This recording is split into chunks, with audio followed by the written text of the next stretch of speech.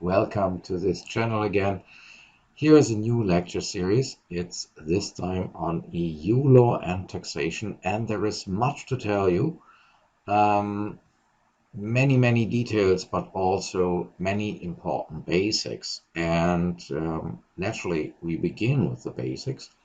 And the first surprising thing is probably why is and if EU law is relevant for taxation at all.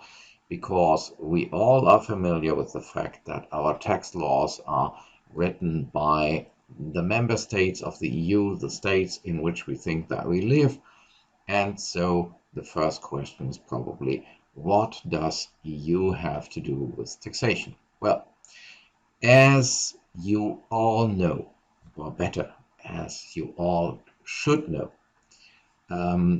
the EU treaties contain rules whereby, or which say the EU can set certain directives which have the aim that they harmonize national rules, so that in the end national rules end up being alike.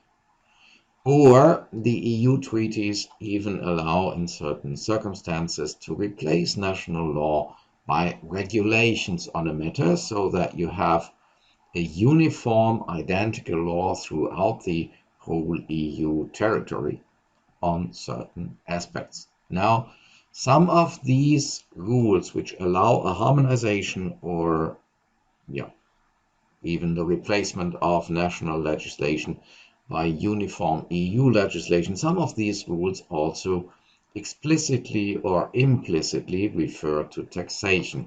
So the first aspect is EU law might create harmonization in the field of tax law by explicit rules on taxation. For example, one can name some examples here. The last important example for a directive on tax law was the EU's Anti-Tax Avoidance Directive from 2016. And there have been directives on direct taxation before, let's say the so-called Merger Tax Directive from 1990, updated last time in an important extent in the year of 2009. No, 2011, so 2009, okay.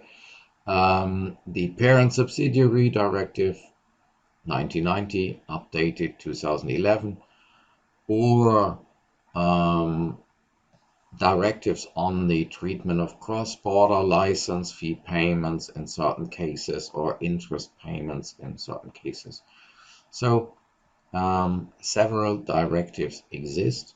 Several regulations also exist. For example, a regulation on the automatic exchange of information between the member states.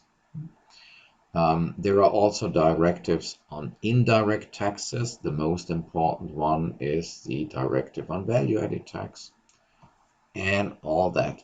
So yes, there might be a legislation explicitly directed on or explicitly targeting taxation on the EU level, mostly on very detailed aspects. Then there are also sometimes some explicit rules about taxation laid down in the text of the treaty or the treaties itself. Because, for example, you have rules that the member states of the EU are not allowed to discriminate goods produced in other member states under their indirect tax laws. So, for example, if you have a coffee tax, you are not allowed to levy a different amount of coffee tax on coffee sold by another member state's enterprise or such thing like that. In addition to that, there are also some very general rules of the treaty which have indirectly consequences for the national tax system. So the first overview shows there are many kinds of relevant EU law. Some very specific, some very general, and so we will have to become familiar with all of them and how to deal with them.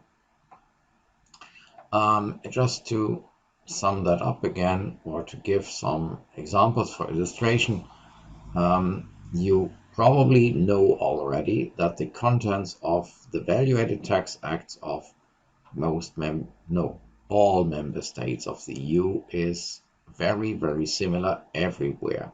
The texts are still different, but the contents is mostly identical. The answer is simple. Why is that the case? Well, because most of the rules which are relevant for EU law have already been harmonized by EU directives.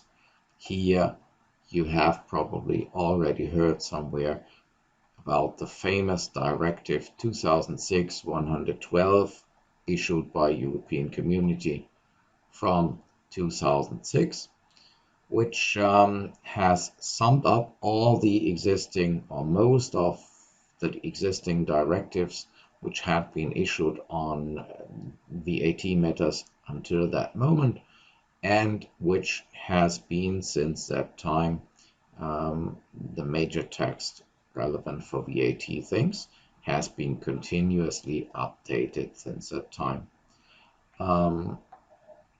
Or things which are explicitly laid down in the treaty, for example, customs duties.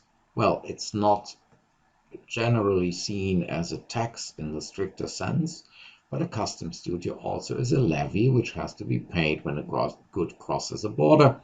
And a very important rule is, well, the border between France and Germany, there are no customs duties allowed.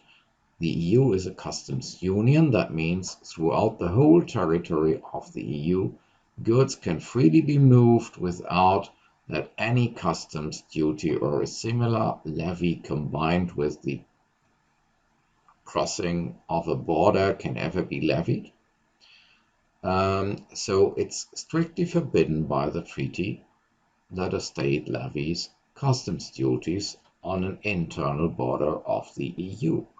And furthermore, there is also strictly laid down and clearly laid down that the government of a member state, for example, the German government, has no power whatsoever to decide about the amount of customs duties which can be levied if a certain good comes to the EU territory, for example, to the German territory, from a third country, because the EU is a customs union defined in the treaty, and a customs union means that the customs duties on all external borders are identical, so that you have a uniform customs tariff.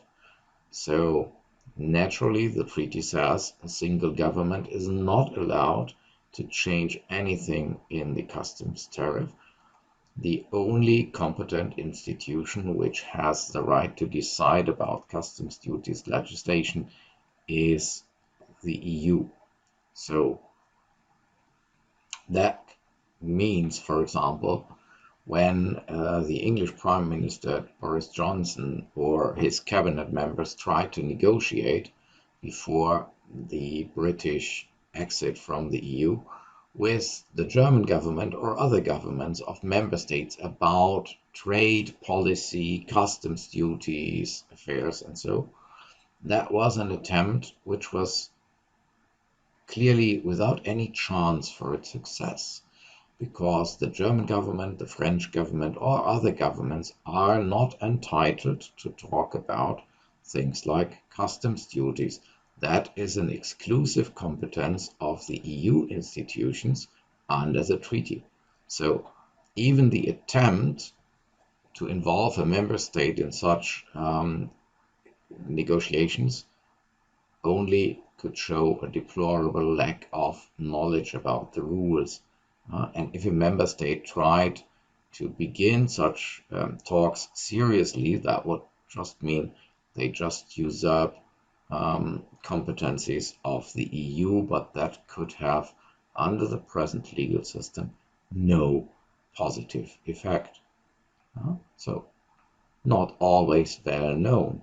You know from the example, even top politicians sometimes are not sufficiently familiar with the basics, and so that is one of the reasons why naturally you should bother about the basics. Well, or a rather specific example which might show that some general rules of the treaty might have implications. Very specific is that under the rules of limited tax liability, withholding taxes are often declared definitive. You find that in paragraph 52 of the Income Tax Act, ESTG, so here's a typing mistake, and paragraph 32.1 KSTG, depending on if you talk about an income tax case, then it's 52 ESTG, or if you talk about a corporation tax case. The important conclusion from that principle is, if one now as a taxpayer wants to hand in a tax declaration on an event which has been taxed definitively with a withholding tax, and you want to have yourself assessed on the basis of the exact profit situation, and that has no chance. You remember, the withholding tax is always levied on the revenue, not on the profit. So a seemingly low withholding tax, let's say of 15% on the revenue, might be a catastrophe if your profit span is only 10%. Because then you would be taxed with 15%, have a profit of 10% would be a catastrophe. So sometimes people try to hand a tax declaration and say, well, just let's treat that withholding tax as a prepayment, 15. Let's calculate the tax payment which under the general rules of your tax law I really owe to you. I made a profit of 10. Let's say half of it or 45% of it are due, then that would be 4.5, then please give me back the rest. Now that attempt was traditionally fruitless because the fiscal administration said that rule about withholding taxes being definitive is meant to simplify life. And now you say, well, my life doesn't want simplicity. I want refunds. I voluntarily and happily take the effort to make a tax declaration under German law because I want my money back. Here, think of Mrs. Thatcher. So you say, well, I want my money back and I paid 15, although under general standards I owe you only 4.5. So 10.5 back, please. But then the fiscal authority usually said, well, it's meant to simplify life, not only yours, but also ours. We refuse to work on your tax declaration. That's a simplification measure. It also simplifies our bureaucratic efforts. We don't deal with that anymore. Now people went to court and complained, and then if they were EU citizens, the decision was usually that the EU rules contain a so-called or a set of rules which is called the fundamental freedoms. And these fundamental freedoms always forbid the discrimination of an EU citizen, and according to a standing jurisdiction, to reject a tax declaration if a limited taxpayer from an EU state applies for a tax assessment is always a discrimination, because a taxpayer from the inland always has the right and very often also the duty to hand in a tax declaration and to be assessed on the genuine and concrete profit which they made. If you refuse that right to a national of another EU state, then that means you discriminate against them. European law says, well, you are allowed to simplify your life even, or the lives of others, but if you simplify, then don't distinguish on grounds of nationality, because that is forbidden. And so what the effect was that in that case, it came out forbidden. Any EU limited taxpayer has the right to hand in, if wanted, a tax declaration in Germany, and Germany had to change its tax rules accordingly in order to clarify the legal situation. So that's a simple thing here.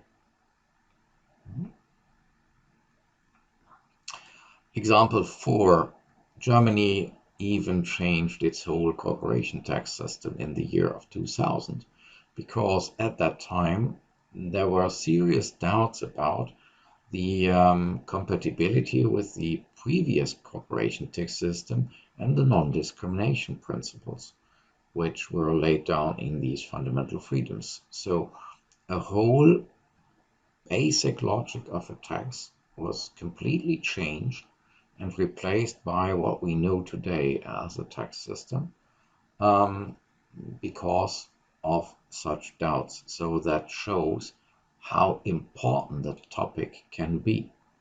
And that is, ladies and gentlemen, where we should focus on, or why we should deal with all of these things.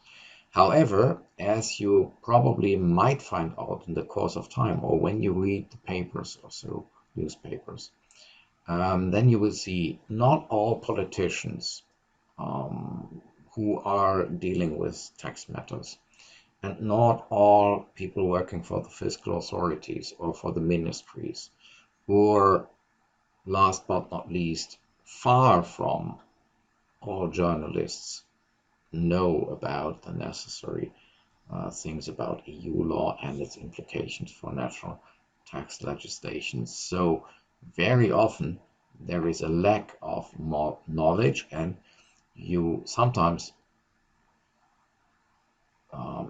come across court cases which show a fundamental lack of understanding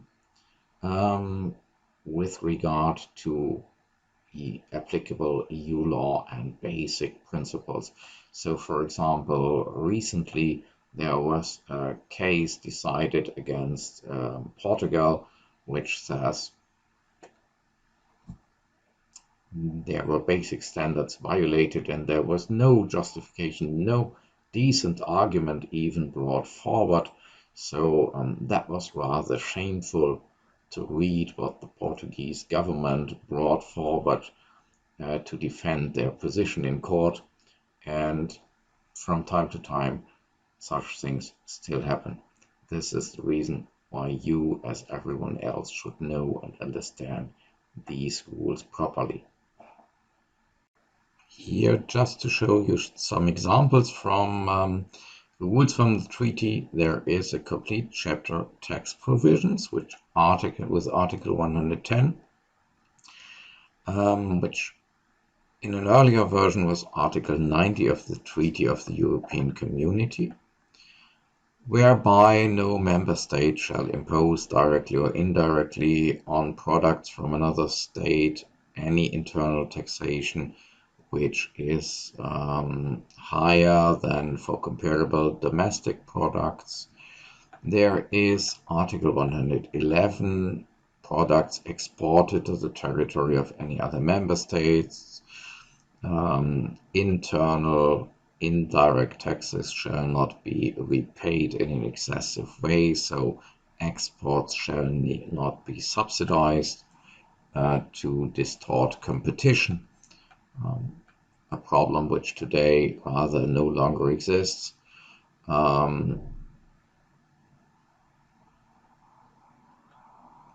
similar rule there. Article 113 says there is a competence to legislate on turnover taxes, excise duties, and other forms of indirect taxation as far as the functioning of a single market needs that. And Article 114 says laws and rules laid down by the member states can be harmonized. That article later said, okay, I do not apply to tax matters, because one wanted to avoid that by the regular procedures with a simple majority in the council, tax law could be harmonized. But there is an Article 115 which says, okay, in all cases, so without any exception for tax legislation, the council can, in accordance with a special procedure, which then requires 100% majority, issue the directives for the approximation of laws, or can issue regulations or similar things for all matters which are directly important for the functioning of the internal market. And that is generally understood in a way that it also covers tax law. There is no dispute about this. So although 114 says, according to my rules, tax law cannot be harmonized, 115 says, well, under my rules, it can be. The difference lies only in the majority, which is needed for issuing such rules. There is also an Article 107 which says state aid is forbidden, at least if state aid measures have not been allowed explicitly by EU institutions. There is a long list what can be allowed. So in principle, every measure which can be seen as a state aid to certain enterprises or a group of enterprises or a certain branch of enterprises can or is forbidden until it has been allowed explicitly by the EU Commission. So there are many rules like these, and we will get familiar with them in the course of time more and more. And it might be a good idea if you perhaps have a glance on the EU treaties. I place a link to the current version of the European Union treaties below in the comment in the description of the video. Thanks for watching. See you again next time.